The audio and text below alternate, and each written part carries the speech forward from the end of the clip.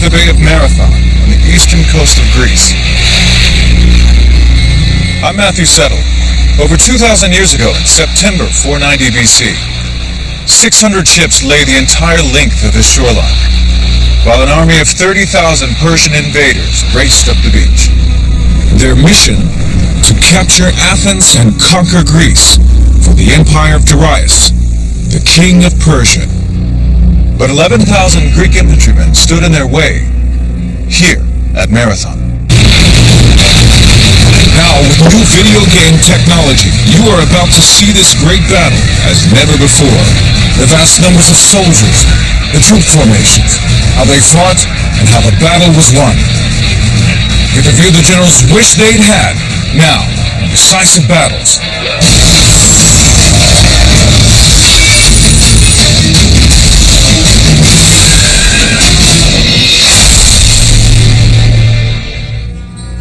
This is the burial mound of Marathon. Beneath me lie the remains of Greek soldiers who died in battle on 9/11, 490 BC. At that time, Greece was not a unified nation. It was a collection of independent city-states, like Athens, Corinth, and Sparta, each with their own laws and systems of government. The most influential city was Athens. 20 years earlier, the Athenians had gotten rid of their king, Hippias, who was a cruel and brutal ruler. Athens became a democracy and began to flex its muscle against Persia, the greatest power in the Mediterranean at the time. Athens even supported a revolt of some of the Greek islands, who were trying to break free from Persian rule. The Persians saw themselves having a God-given right to rule the world, and they expanded in every direction. They probably expected most countries and nations that they encountered to simply surrender. Their procedure of declaring war was in fact to demand a surrender, and if that wasn't then given, they would fight. The Persian king Darius became furious with the Athenians. He decided that when the time was right, not only would he conquer Athens, but all of Greece. Darius had a servant. Every time he sat down to dinner before he would eat, the servant would whisper in his ear, "Sire, do not forget the Athenians." So, when the deposed king, Hippias, fled from Athens to Persia, he received a friendly welcome. I think it would be fair to regard Hippias essentially as a political pawn. The Persians weren't really too concerned what type of regime they would set up in conquered territory, so long as they were confident that he would be loyal to them. In 491 BC, Darius sent envoys to Athens and Sparta. They demanded gifts of earth and water as acknowledgement of the power of Persia. The Greeks threw the envoys into a ravine used for executing criminals. The Spartans threw the second pair down a well. What the Greeks most hated was the idea of slavery, of not being free, and they were determined not to allow themselves to be taken over by a foreign power without a fight. Darius was furious. He assembled a huge fleet of 600 ships and mobilized his army. And when they set out for Greece in 490 BC, the exiled king Hippias sailed with them. The invasion force of 30,000 men was led by Decisive, Persian commander in the west. Hippias was only too happy to advise him on the perfect landing place, the broad beach of Marathon Bay. The Persians had very consciously picked a place that suited the kinds of forces that they had. Basically, within the territory of Athens, they couldn't have found pretty much a better place for them to land. This is the plain of Marathon, 6 miles long and 2 miles broad. Apart from the marshes at either end, it's an unbroken plain, perfect for the battle tactics of the Persians with their light infantry and cavalry. Even in early September, these marshes were wet and soggy. A man couldn't walk on them, let alone several thousand horses.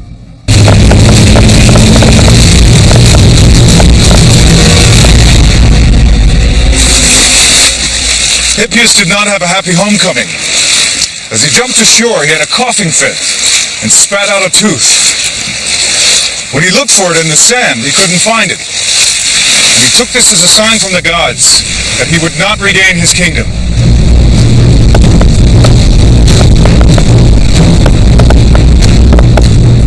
While Meanwhile, Decisive unloaded his ships and assembled his men. The Greek army was gathering in the mountains overlooking Marathon. This Athenian army was made up of many local tribes loyal to Athens. 1,000 men each from 11 tribes, each commanded by its own general. But in overall command was the Greek general Miltiades. Missing from these 11,000 men were the fiercest and most feared Greek fighting force, the Spartans. Miltiades sent a runner, Phidippides, to Sparta to ask for help. Greeks generally used runners as messengers, sometimes horsemen, but very often runners, partly perhaps due to the rough terrain that they often had to negotiate. Phidippides was a day runner, someone who could run all day delivering messages. According to the historian Herodotus, he ran the 150 miles between Athens and Sparta in 2 days, but his epic run was all in vain.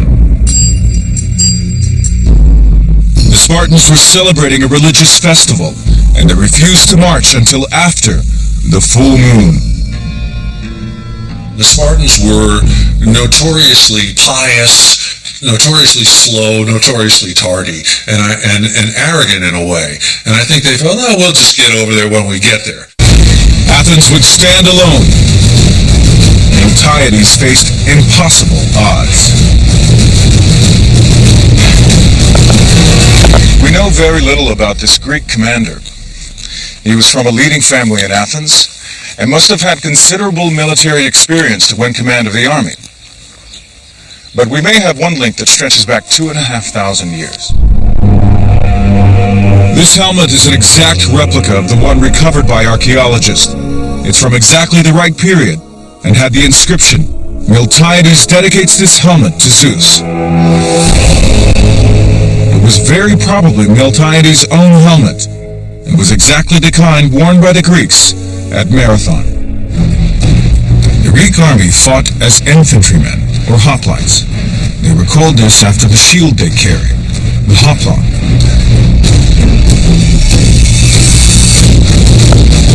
The hoplite fought in a phalanx formation, an almost unbreakable wall of men and shields, pushing forward incessantly. The shield of the hoplite was a big shield, about 1 meter wide, but it covered only half the body, and therefore the protection comes from the overlapping of each shield with the man next to him.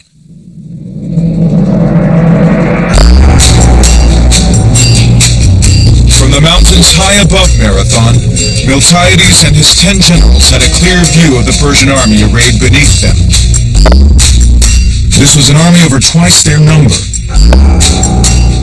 with archers from Ethiopia, swordsmen from the banks of the Indus, and wild horsemen from the steppes of Asia. Although all these men were the subjects of King Darius of Persia, they had little in common with one another, not even a common language.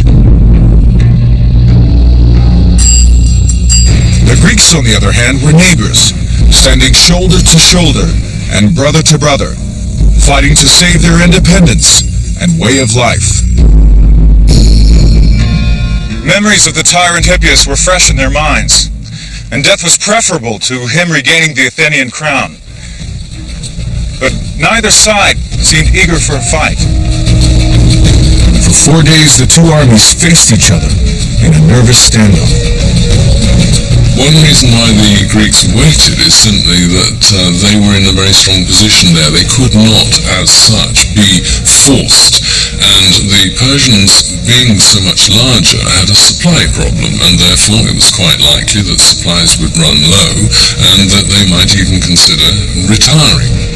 Decisive was holding back in hope that the Athenians, still loyal to Hippias, might rise up and seize control of Athens. On the Greek side, Miltiades waited, perhaps in the hope that his forces might be bolstered by the promised Spartan contingent. Neither side would make a move.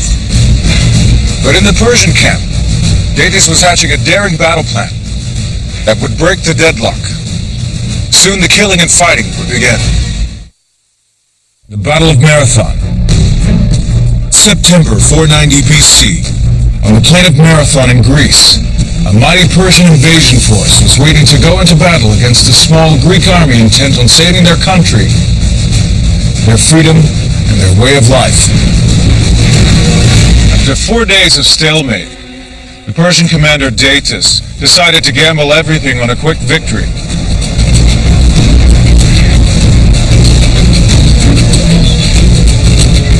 Under cover of darkness, he loaded all of his cavalry and some of his infantry back onto his ships. While the Athenian army was at Marathon, he would sail round the coast, land his troops, and attack the unprotected city of Athens. His faithful commander, Artaphernes, would stay at Marathon with a holding force of around 12,000 men. If Decisive thought he could load thousands of horses and men onto his ships and sail quietly away into the night, he was very much mistaken. Miltiades' scouts uncovered the ruse. The Greeks consequently realized here is a danger and an opportunity. The danger is if we don't act now, the city will be captured behind our backs. The opportunity is we can march down into the plain now and take them on because they won't have time to unship their cavalry again. Miltiades had to move quickly. It would take Decisive more than 10 hours to sail to Athens and several more hours to unload his army. Miltiades had to win a quick victory at Marathon and then march at full speed back to Athens to confront Decisive. What they did was seize what the Greeks called kairos. They had a word meaning opportunity, the opportune moment. And I think the genius of Miltiades is indeed largely responsible for their choosing the right moment. Miltiades marshaled his 11,000 hoplites and readied them for battle. Greeks would normally have formed a rectangular phalanx, but he was worried by the length of the enemy battle line. The Persians could sweep around both sides and envelop the Greek army. We know this kind of detail because of two Greek historians. Herodotus, who wrote in the years after the battle and may even have met some survivors, and Plutarch, who wrote 400 years later but used material from earlier histories. Miltiades took a huge risk and tore up the battle manual. He abandoned the traditional phalanx formation and deployed his troops along the widest possible front, so that the center of the line was much thinner than usual, 4 men deep as opposed to the customary 8. But on each wing, he retained the 8 ranks of the conventional phalanx, wanted to protect his flanks. The Greek heavily armored infantry, they had a 3-foot shield that would cover them from brow to knee, greaves down here on the shin guards, and then a helmet with just eye slits, so that when they put that helmet at the rim of the shield, they really were pretty much invulnerable. As the Greek army rolled forward, Miltiades was already thinking of the next problem. The massed ranks of Persian archers, deadly at up to 300 yards. The Greeks would have to cover that final distance at speed, or risk being slaughtered. They marched forward at a sedate pace, the usual sedate pace of a hoplite army advancing, until they came within bowshot, which is maybe 100 yards or so. Once within bowshot, the Greeks came under a hail of arrows.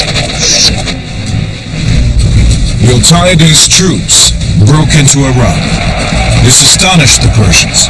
The phalanx, by its very nature, usually went into battle at a slow, steady pace.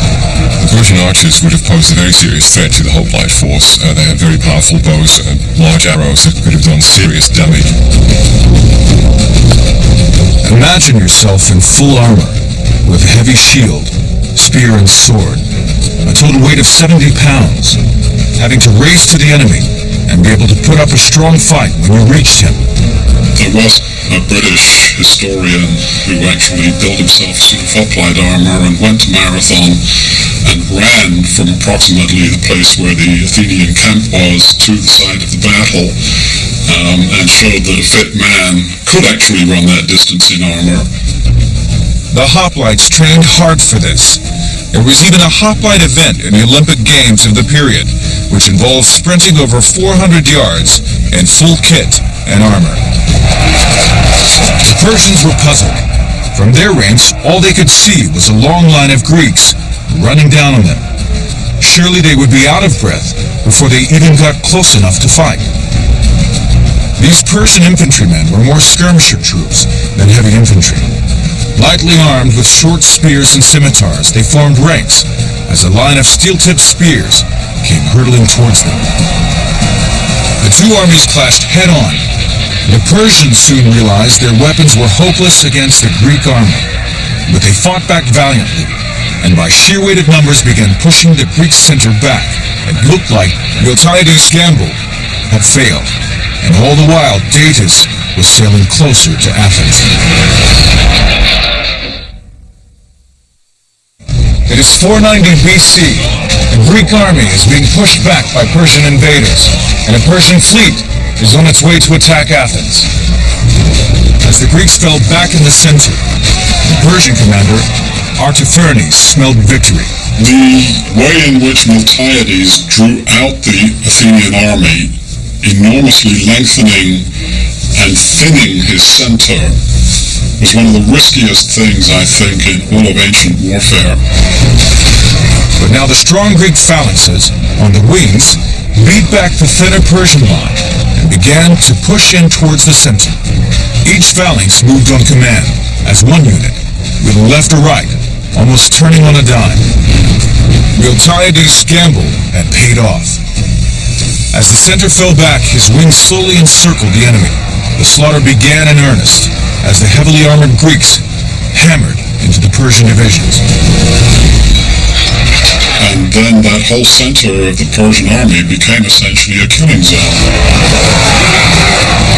Certainly, to fight that way took great strength and great endurance. You haven't even talked about the heat of the summer. The Persians continued to throw themselves into the attacking phalanx, desperately trying to find a way to break it.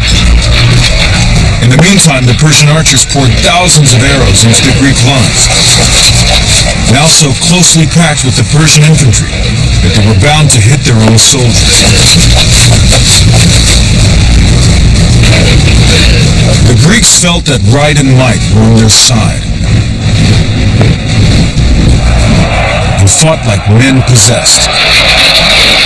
Tactics were not so important in those days. It was more just the guts to stand next shoulder to shoulder with your mates and carry on the fight.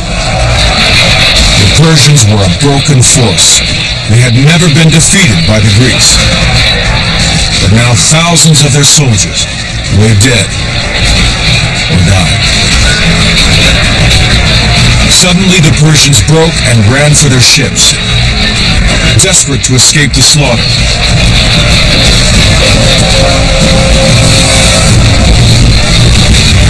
The Greeks raced to cut off their retreat and chased them to the water's edge. There was chaos on the beach, the stampeding troops pushing and heaving to get their craft away, while trying to defend themselves from the pursuing hoplites. The surviving Persians sailed away, while the Greeks collapsed, exhausted in the sand. But there was no time to rest. While the battle was raging at Marathon, Datis and his Persian troops were sailing closer to Athens. Miltiades ordered his tired and battle-weary troops to Athens, a forced march of 22 miles in full armor. It had taken him just over 3 hours to defeat the Persian army at Marathon, but that meant that Datis was 3 hours closer to Athens. It was a race against time. He sent a runner on ahead with news of victory. According to legend, it was Phidippides, the same man who had run to Sparta. He ran the 22 miles here to Athens, and shouted, "Rejoice! We have victory!" Then fell dead from exhaustion. Miltiades arrived in the nick of time and managed to set his troops up around Athens. Datis was dismayed when he sailed around the bay and found the Greek army waiting for him. When they saw those Athenians waiting for them, they just didn't have the heart to have another go at these guys who had just inflicted this disastrous defeat on them. He could not even land his army. He thought his troops had been beaten at Marathon, but now here they were, ready to fight again. Acknowledging defeat, he turned his ships around and set course for Persia. Hippias had guessed right. Not only had he lost his tooth, but any chance of ever regaining his kingdom. And the Spartans? They turned up late and missed out on the glory, but were curious to see what a Persian soldier looked like. They marched on from Athens to inspect the dead. They say that the Spartans were sort of like sightseers, toured the battle afterwards, and that they were pretty shaken up to see what great work their rival Athenians had done. I think it really did eat at the Spartans' guts that these foppish Athenians had polished off the Persians. If the Persians had won the battle and had occupied Athens, they would then have had a basis in mainland Greece for further campaigns, and that might well have changed the course of history.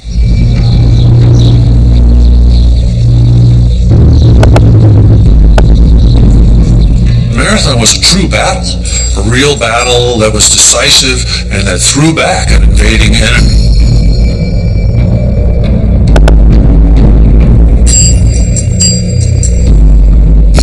The fame of Marathon is, in my view, imperishable. It was an extraordinary victory.